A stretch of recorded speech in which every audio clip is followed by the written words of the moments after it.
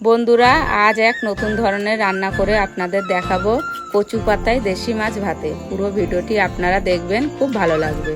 বড় সাইজের একটা সিলভার কাপ মাছ নিয়েছি। মাছটা কুটে ভালো করে ধুয়ে নিয়েছি। মাছে লবণ হলুদ মাখিয়ে নিয়ে এদিকে মশলাটা রেডি করে নেব। 2 রকম সর্ষে, 4 মগজ, পোস্ত, শুকনো লঙ্কা, কাঁচা লঙ্কা, পেঁয়াজ আর লবণ হলুদ দিয়ে ভালো করে পেস্ট করে নিয়েছি।